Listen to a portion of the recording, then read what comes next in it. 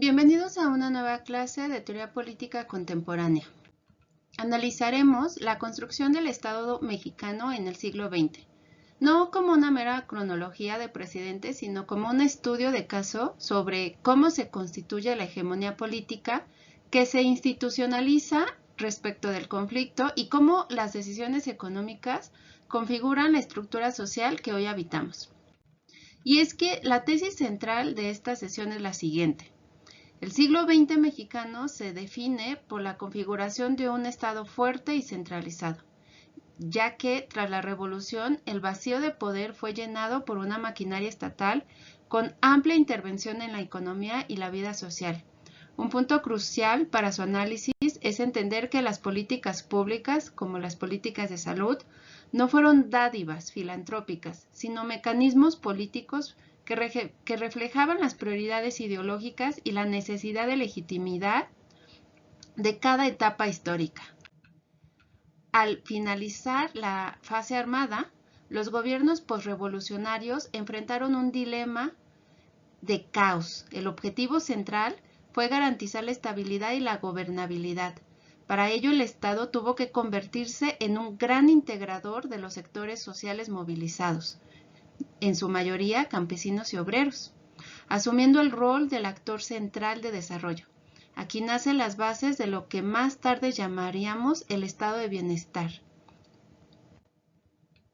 En la década de 1920 hay una reconstrucción institucional. Podemos decir que en los años 20 se ve el primer esfuerzo de ingeniería constitucional e institucional. Y es que se crean los pilares económicos como el Banco de México y se impulsa la infraestructura básica. Sin embargo, teóricamente el Estado aún era débil. La economía era inestable debido a la destrucción productiva previa y a la falta de un modelo económico consolidado. Estábamos construyendo el esqueleto del Estado, pero aún le faltaba el músculo. El verdadero golpe ocurre en el ámbito de la organización de poder. Para evitar que la revolución se desvalorara, se institucionalizó la vida política con la fundación del Partido Nacional Revolucionario. Esto permitió transitar del caudillismo a las instituciones, agrupando a las élites revolucionarias y centralizando el poder. El Estado comienza a monopolizar no solo la ley, sino también la legitimidad política. En el contexto internacional, especialmente la Gran Depresión de 1929, golpeó brutalmente a México, reduciendo ingresos y exportaciones. ¿Cuál fue la consecuencia teórica? El fin del liberalismo económico. La crisis obligó a una mayor intervención del Estado. El Estado ya no podía ser solo un gendarme, sino que tenía que ser un actor económico activo para salvar el mercado de sí mismo. Y aquí entramos a la fase de consolidación del modelo político mexicano, el corporativismo.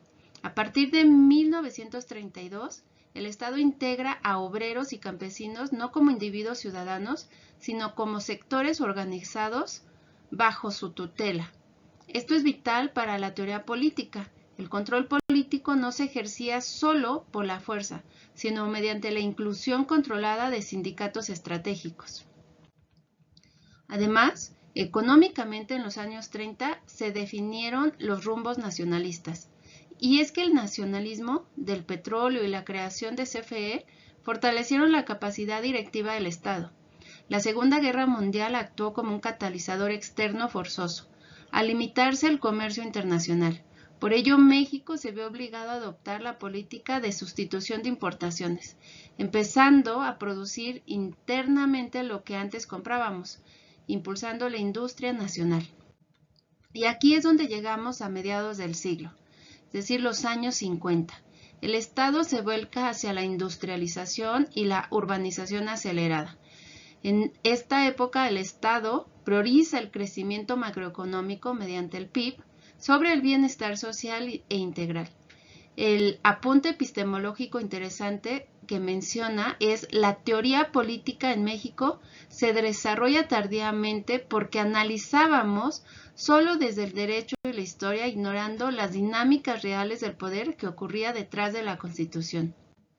Y llegamos a la política social y corporativismo. La política social se basó en el clientelismo y en el control sindical. Los derechos sociales no eran universales, sino beneficios condicionados a la lealtad política.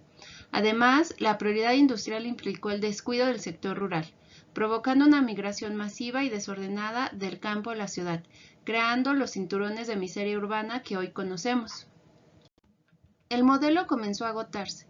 En los años 70 el Estado intentó reducir desigualdades aumentando el gasto público, lo que llevó a un peligroso endeudamiento externo. Socialmente, el autoritarismo fue cuestionado, mediante movimientos de médicos, maestros, exigiendo democracia sindical y mejores condiciones, desafiando el control corporativo que vimos en los años 30. Finalmente, el descubrimiento de yacimientos generó una falsa sensación de riqueza y una dependencia estructural al petróleo. Cuando los precios internacionales cayeron, la fragilidad del modelo quedó expuesta. Esto provocó una crisis de ingresos y el debilitamiento definitivo del Estado benefactor, preparando el escenario para el cambio de paradigma neoliberal de los años 80.